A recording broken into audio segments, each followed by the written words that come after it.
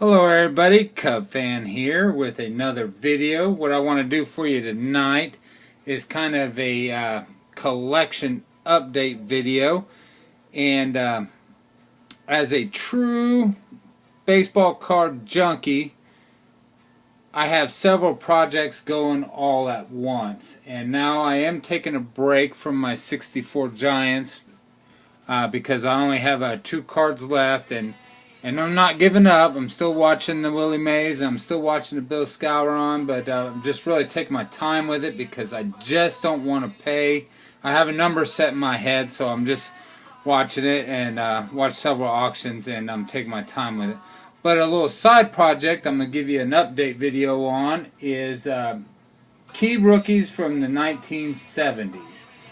Now, my criteria is not just Hall of Famers, but I'm also collecting a rookie card from the 70s of any significant player. And what I mean by that is a multiple all-star, or the guy during his playing career had some kind of impact on the game.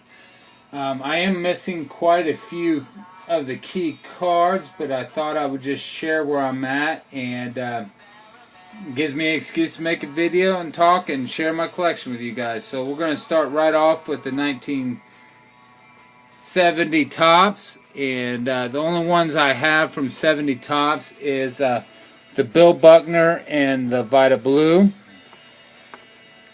Both of these are real nice.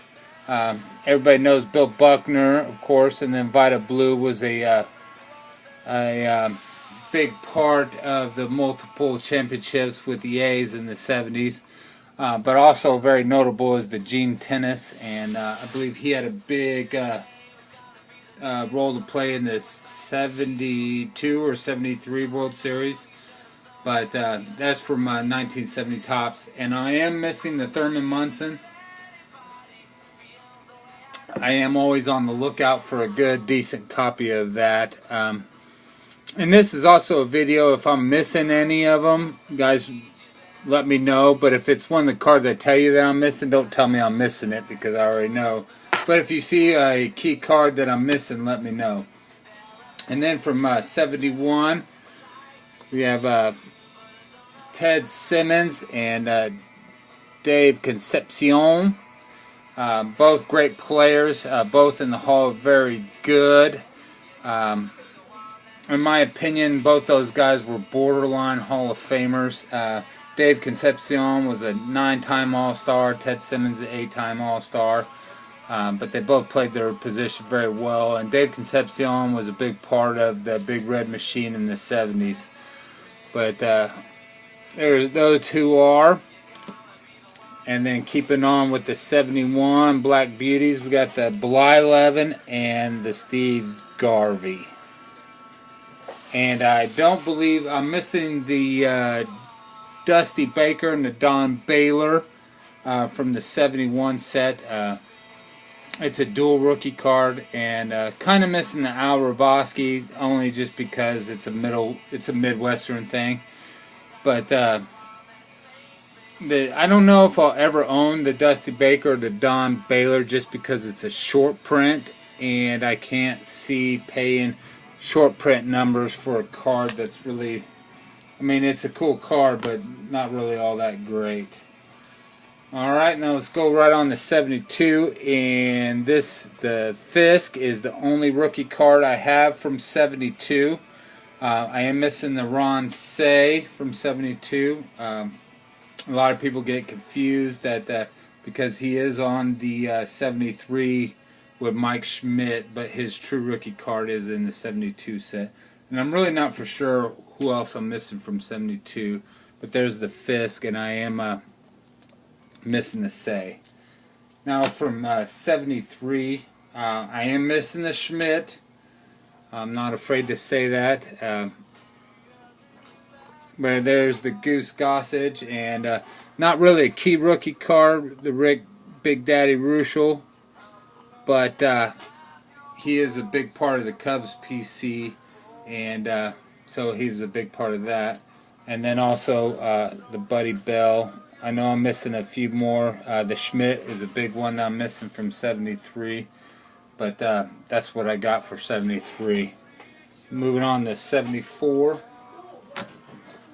And you may or may not agree with some of my choices, but that's the best part about being a collector, is you can decide which way you want to go with it.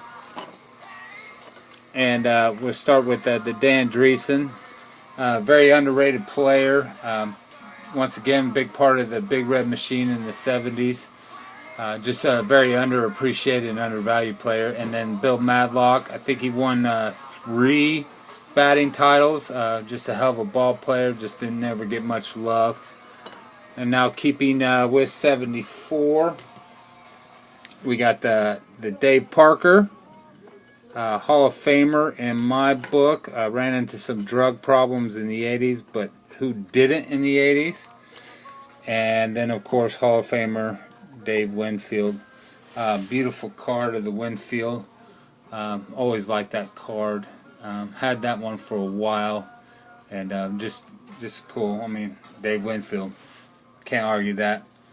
But there it is from 74, and I actually don't think I'm missing anybody from 74. But if I am, please let me know if I overlook somebody or if you have some opinions. Now 75, I got the Fred Lynn right here. And then the Jim Rice, shout out Tom DiPaolo. But there's those two. Freddie Lynn, first guy I think to win Rookie of the Year and MVP in the same season. Correct me if I'm wrong there. Just hell of a ball player. And of course Jim Rice, Hall of Famer. And then we have the Gary Carter, and he'll share the spotlight by himself because the next two guys need to share it together. But there's the Carter. And then last but not least, the Brett and the Yount. Two of my favorite cards for my favorite set. Absolutely love those cards. I feel like you can't own one without the other. If you own the Brett, you gotta own the Yount, and vice versa. Or versa vice, however you look at it. But two gorgeous cards, the two Hall of Famers. From the 75, I do know that I am missing the Keith Hernandez, and to me that's a big card. So of course missing the Keith Hernandez. And moving on to 76, I don't think 76 had a lot of key rookies, but there's the Willie Randolph, and of course Hall of Famer Dennis Eckersley. Shout out to Dennis Eckersley. Pitched for the Cubs for a while in the 80s, but I feel like who didn't pitch for the Cubs in the 80s? But there's the Eck and the Willie Randolph. There's 76. Now moving on to 77. 77 has some fairly decent rookies. I'm really happy with. We'll start off with Hall of Famer Bruce Sutter.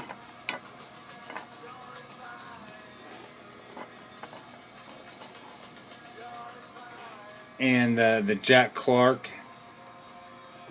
And the Jack Clark rookie card is actually, I feel like, is a kind of an underappreciated rookie card, because 3 out of those 4 players are all former All-Stars. I think Rupert Jones is the only. Jack Clark was a 5-time, and I think Rupert was 2-time or 1-time, and then Lee Mazzilli 1 or 2 times. Dan Thomas was the only guy that didn't pan out in the 77. And then, of course, the Bruce Sutter, gorgeous card. Love him better in Cubby Blue than I do Cardinal Red.